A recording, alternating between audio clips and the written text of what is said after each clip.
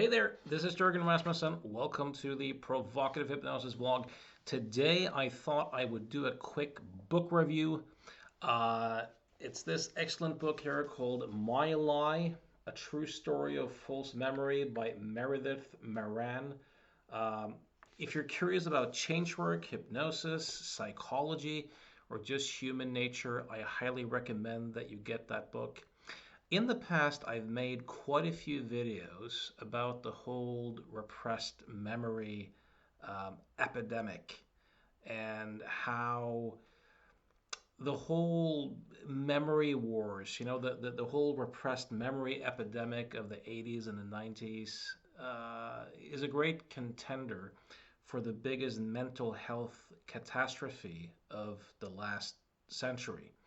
And there's a bunch of really good books on that topic that I recommend. You have four excellent books by the science writer Mark Pendergrast, from Victims of Memory, The Most Hated Man in America, Jerry Sandusky, uh, Memory Warp, and The Repressed Memory Epidemic. Those are all great. You have Elizabeth Loftus's book, The Myth of Repressed Memory. You have Paul McHugh's book, Try to Remember. There's a bunch of great books. One reason why, and this whole repressed memory thing, even though there's no scientific evidence for it whatsoever, and has ruined countless lives, according to the science writer Mark Pendergrast, in the late 80s, early 90s, at the heyday of this whole catastrophe, probably close to 1 million people every year in psychotherapy remembered uh, memories of sexual abuse that they had no access to before the therapy. And these memories are all likely false. So this has torn apart tens of thousands of families. There have been hundreds of people who have innocently been sent to jail. There still are people in jail for this. And it's not dead. You still have people like Bessel van der Kolk with his hugely popular book, The Body Keeps the Score. He peddles this nonsense. Gabor Mate in The Myth of Normal, and uh, what's that book called? Um, I can't remember. But anyways, Gabor Mate spreads this myth as well. Television shows. So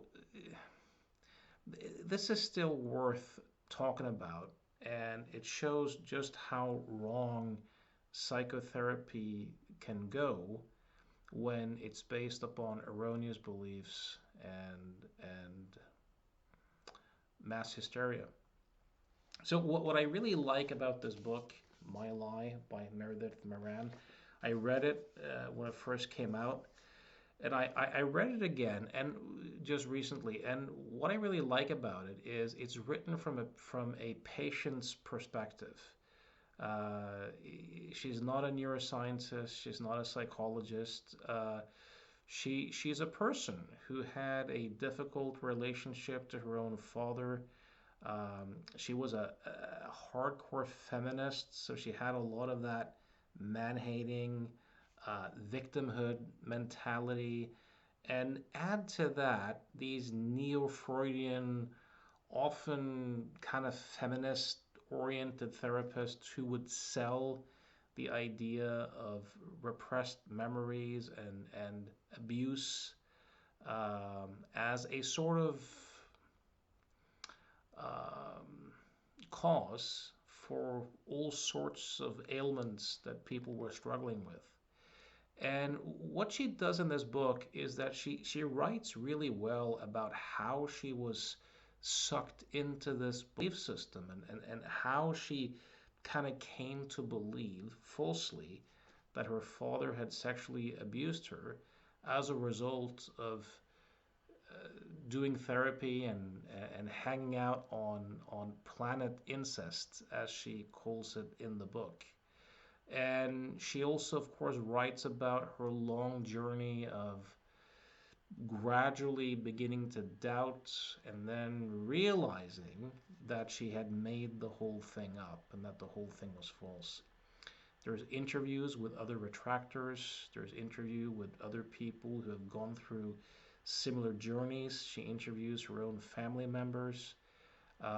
She interviews neuroscientists like Richard Burton, who wrote the book Uncertainty, which is a very interesting book. She interviews Elizabeth Loftus. So it's really interesting to see someone write a coherent story about how they were kind of sucked into this belief and how they over time gradually came to realize that they were wrong, and all the social, contextual, and relationship cultural factors that went into that. Of course, when people create these sorts of narratives, they are stories. They are our best guesses about which factors that kind of went into the mix. And the reality, of course, is that we don't really know.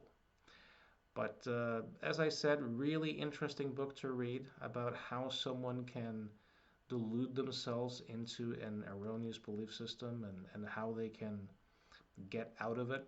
So, if you're looking for an interesting psychology book or an interesting book about human nature, uh, or you're interested in the whole topic of repressed versus false memories, give the book a go.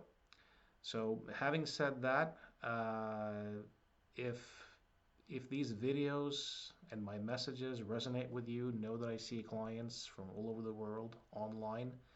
So if you'd like to explore and see if you and I could be a good match in terms of you making some changes in your life, you can reach me by email at provocativehypnosis.com. If you're watching this in early 2024, know that I have two seminars coming up shortly. On January the 20th, I'm doing a seminar on how to apply hypnotic phenomena playfully in the context of change work. And on February 17th and 18th, I'm doing a psychological illusion model training.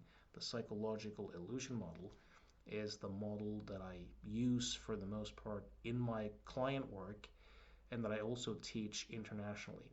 Both of these seminars will be online.